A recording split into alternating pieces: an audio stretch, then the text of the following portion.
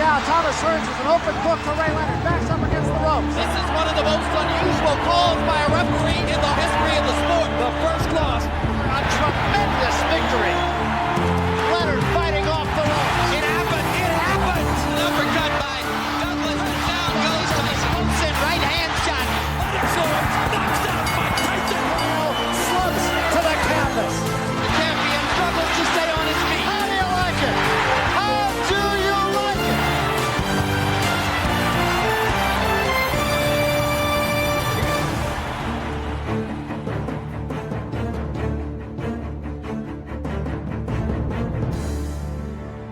Hello, I'm Jim Lampley. Welcome to this look back at Lewis Tyson, one of the most memorable fights in 30 years of boxing on HBO. When Lennox Lewis and Mike Tyson finally met, years after they first might have, and both on the dark side of 35, their fight was a preordained watershed. For Tyson, a chance to wipe out a decade of misadventures with a single hard punch. For Lewis, a chance to cement his legacy by obliterating a myth. The preview was a brawl on a stage in New York. The movie was an urban action adventure, a courtroom drama, a frenzied road flick, and then a knockout. There was no logical reason in boxing terms that a fight between two guys past their primes should have counted for so much. But because fans thought it did, because this fight had been building for a number of years, then it really carried a lot of weight. But everybody felt that Mike Tyson was still like Mike Tyson was 15 years ago. The general talk on the street was, Mike is back, Mike is from the streets. Yo, man, Mike is just too much man. He's too much of a dog for Lennox. We all seem to need a threat from outside, the other, who is dangerous and who can hurt us. And we need the champion who can save us from that. Lewis, he should win. He's bigger, he's stronger, he's highly skilled, but he doesn't have that magic. That's why Tyson captured people's imagination. He knocked people out. Mike Tyson stunned the boxing world with his punching power when he turned pro in 1985. He was still a teenager, just a few years away from a troubled childhood in Brooklyn, New York. Tyson's story was familiar.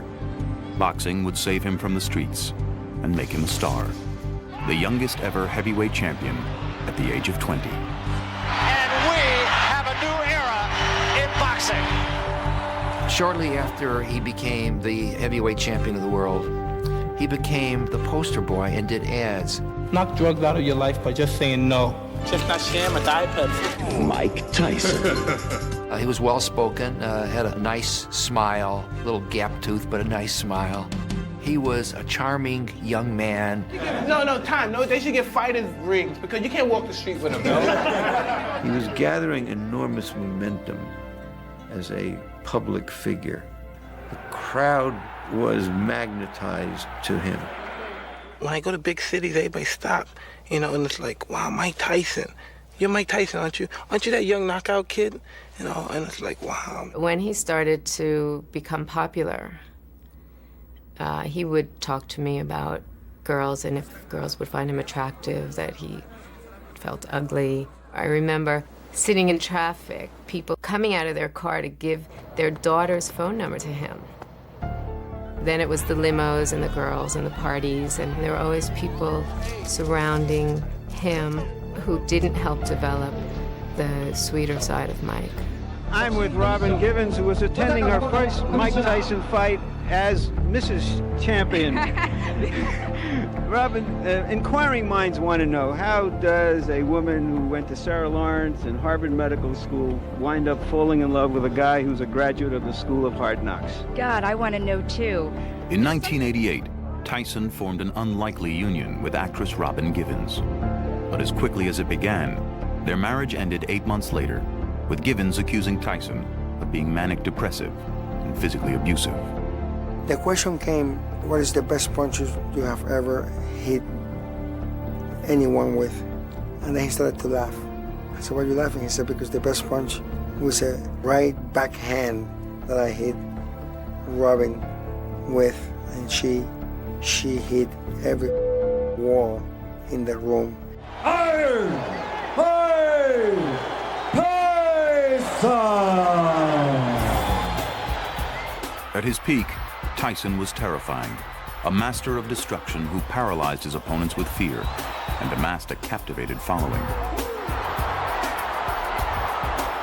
But in 1990, a 42-1 underdog, James Buster Douglas, would hand Tyson his first shocking loss. At the same time, Tyson's chaotic personal life became front-page news. Jail. In 1992, he was found guilty of rape and sent to prison, where he would discover the Islamic faith before being released on parole in 1995. As I've told Mike on many occasions, man, when you got out of jail for that rape beef, you know, all you had to do was clean your act up, man. You could have been the greatest thing since sliced bread. But no, Coach, I want to roll like I want to roll. The pimps, the hoes, the druggies, those my people. GQ Puck, them. I don't care about them. When he was released from prison, this man became even bigger than life. When most people are down and headed in the wrong direction, he became more famous. The public and much of the boxing world, I think, had invested so much in the myth of Mike Tyson, and so it didn't take much, to convince people oh, he's back. But underneath it all, there was a lot of dry rot. Mike Tyson decided that he was just going to go on this kind of circus tour to fight anybody's because the public had this fascination with him. He was just going to go for as much money as he could make. After prison, Tyson was still a box office bonanza. Not so much for his abilities, which he put on display against dubious opponents, as for the frightening behavior he had begun to exhibit in the ring.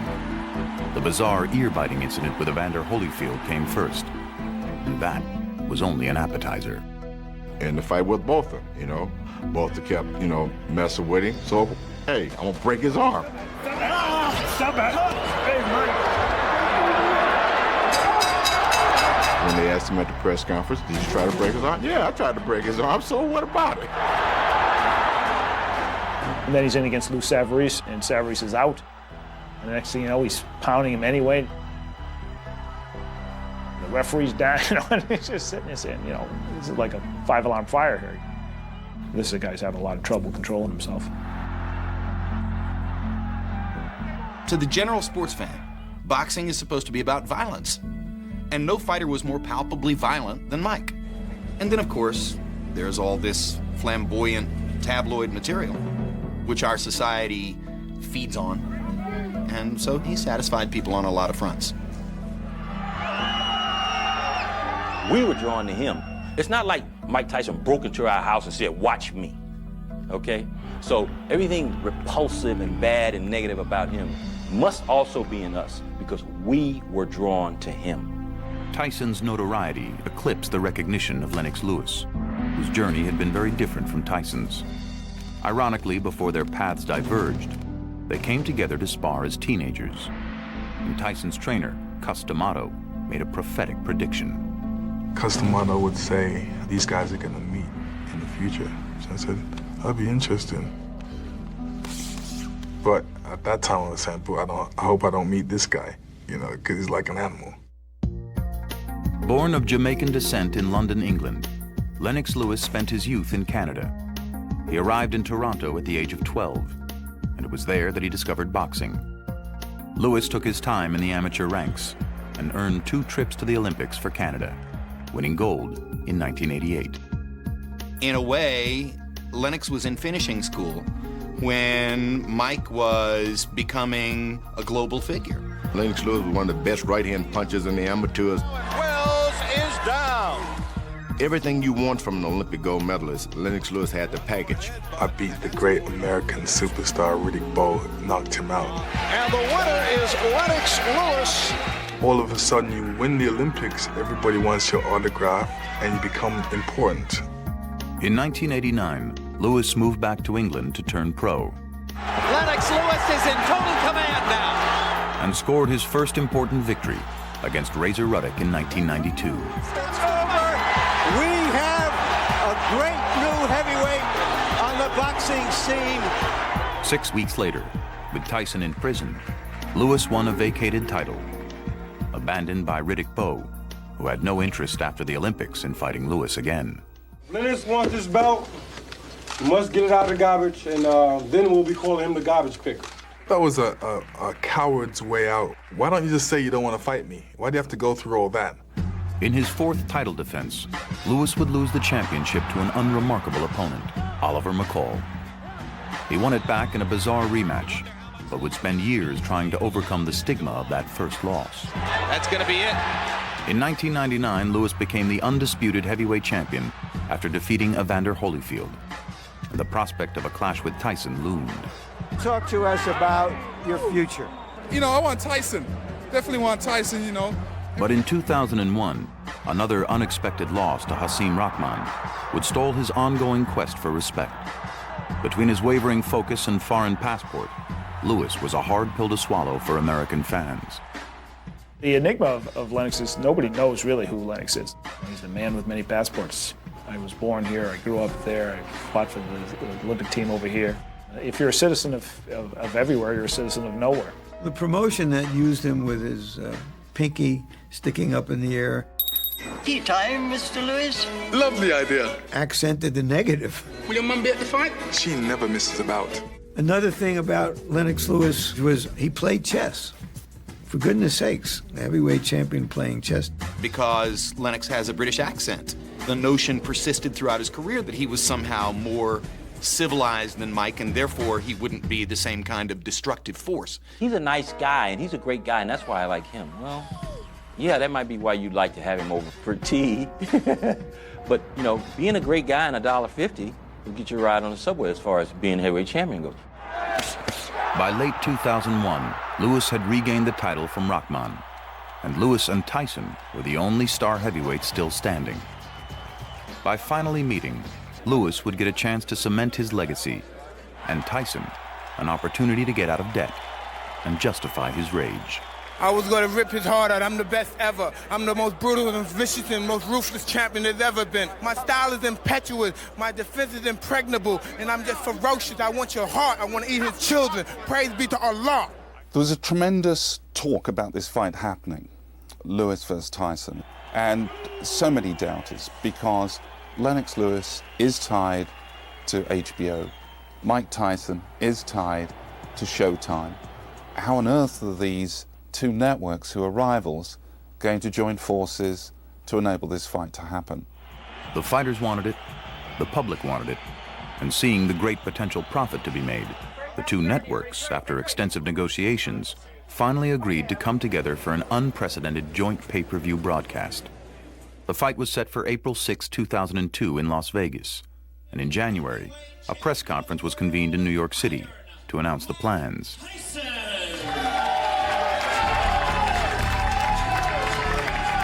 I said to a guy in our entourage, he looks pretty mean there. I mean, he just looks mad.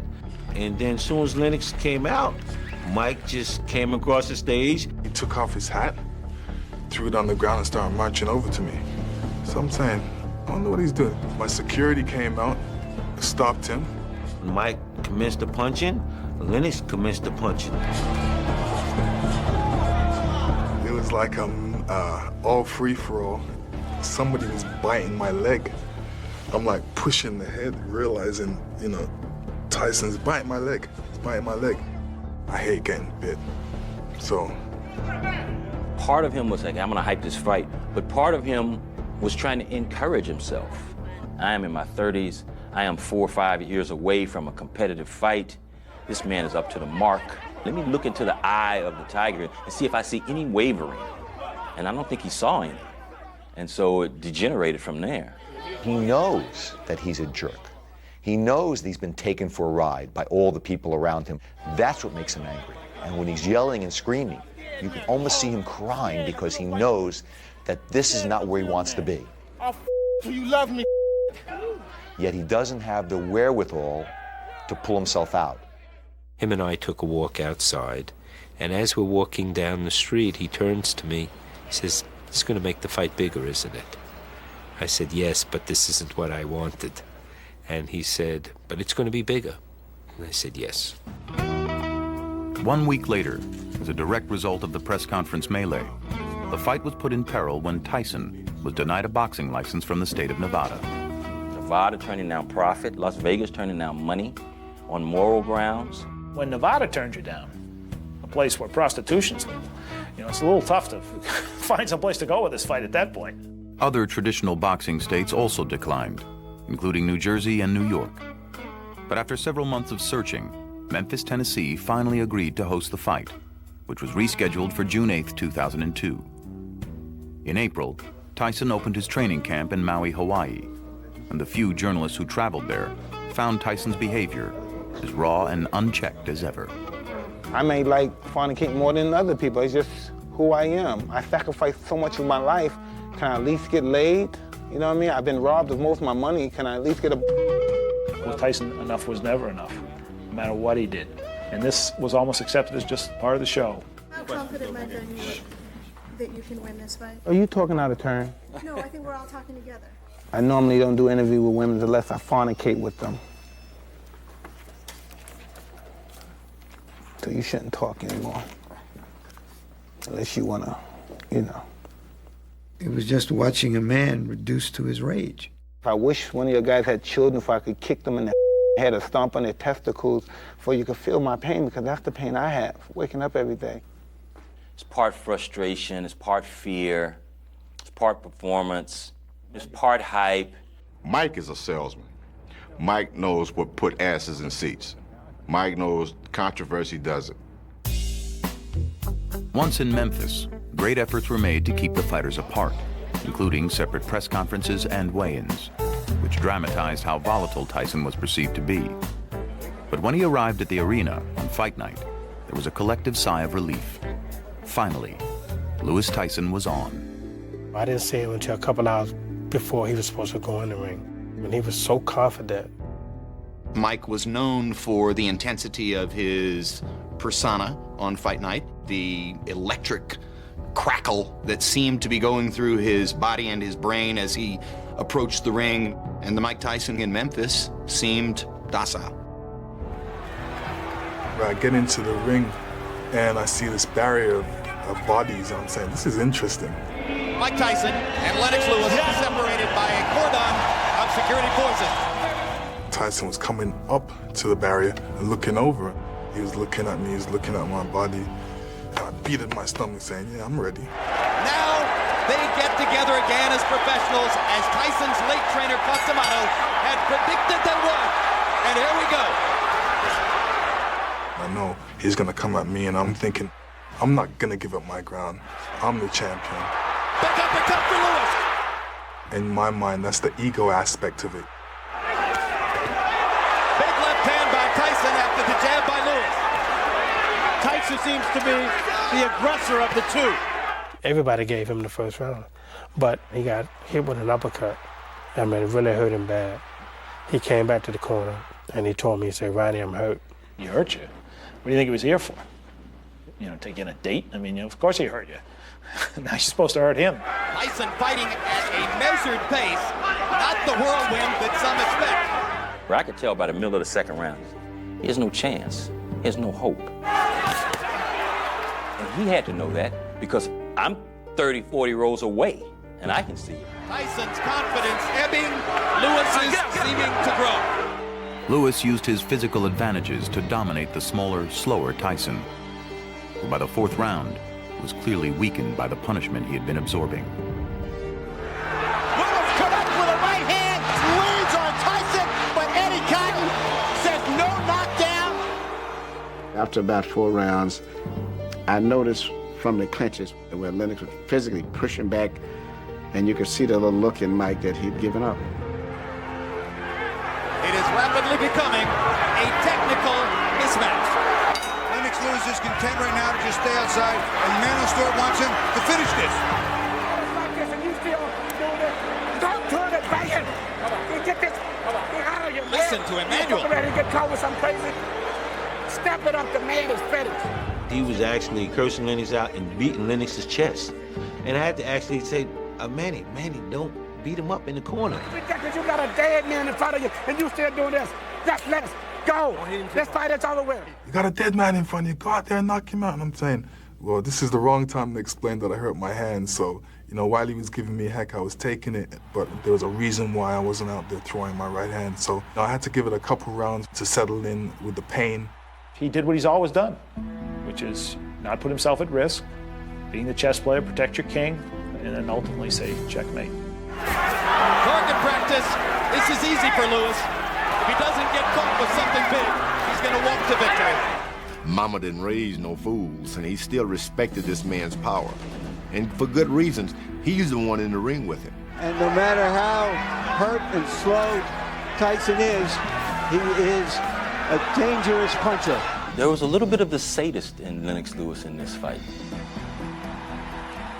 Lennox, I feel, wanted to punish him for saying you're gonna eat my kids, biting him on his thigh.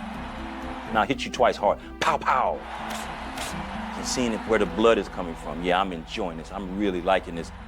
I think he wanted to let Mike feel some more of the punishment before he put him out of his misery. The bad boy of boxing is getting spanked by Lennox Lewis. I was surprised and shocked at some of the punches that he took. Fighters fight to the end. Gladiators. And plus, Mike, you know, he's a proud brother. He's been a great champion in the past. So, you know, he's gonna give it all he's got until there's no more. You understand? Not many people can do that. You understand? Right now. Everybody can't talk in the corner. One at a time. I kind of cursed at everybody in the corner, telling them to be quiet, let me do the talking. And our corner just became a mess. Nothing could have helped Mike Tyson in that fight. It was except a time machine. Finally, in the 8th round, Lewis wobbled the defeated former champion with a ferocious uppercut. And referee Eddie Cotton gave Tyson a brief reprieve when the end was long overdue. Hey, you all right, Mike? First knockdown of the fight. Now Lewis goes for the knockout. Mike Tyson was having problems, and this was the time for my right hand to be really effective, so I threw it. Perhaps the end of the fight. It'll take some courage for Mike to get up from that shot. 7, 8, 9. He's out. Lennox Lewis knocks out Mike Tyson and banishes him from the upper stratosphere of the heavyweight division. They only give you credit when you knock out people, and people were saying they didn't like the way I boxed, the fact that I boxed too safe. So for me to knock out Mike Tyson gives me a great feeling of accomplishment. He took a vicious ass whooping. He got one of them down-home Mississippi ass whoopings in that fight. I mean, Grandma's live soap couldn't wash out what he got that night. He took that beating, and he didn't have to take it. He could have just said, no mas, because you can die in there. Let's be frank, you can die in there. That, to me, was like his red badge of courage.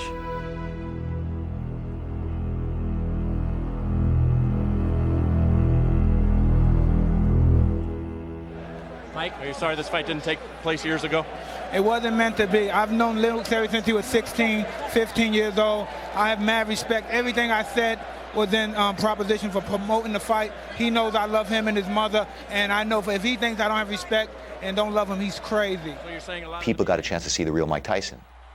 Mike's interaction with Lennox in the ring, in the locker room with his baby, being very considerate. No pain, no animosity, no tension in his face, no bad words. He didn't want to give them any more ammunition to dislike him any longer. Time will tell if Mike Tyson's uncharacteristic sportsmanship was a temporary response to a beating or something more permanent. And if Lewis will finally get full credit from the American public for all he's achieved. There's still at best a grudging process of respect for Lennox Lewis in America. People understand that Lennox is the best heavyweight of this particular era, but probably most people define that era as after Tyson went south. Tyson was not the foil to make Lennox Lewis great. Mike Tyson, certainly in his prime, one of the great stories in boxing. But by the time Lewis got him, a shell of his former self. People will be interested in Mike Tyson until they put him in the ground. He'll be fighting for money for a while longer. because he won't have any choice. But he stopped fighting to win a long time ago.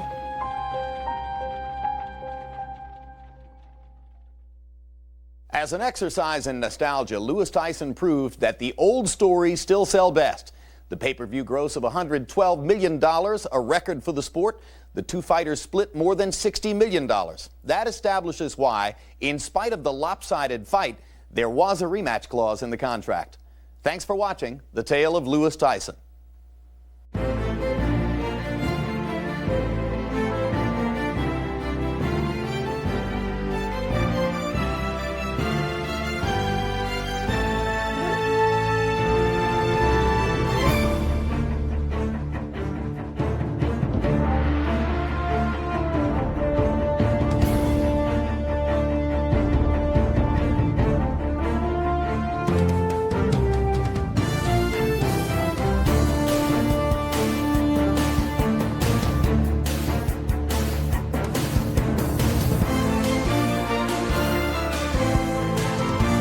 This has been a presentation of HBO Sports, the network of champions.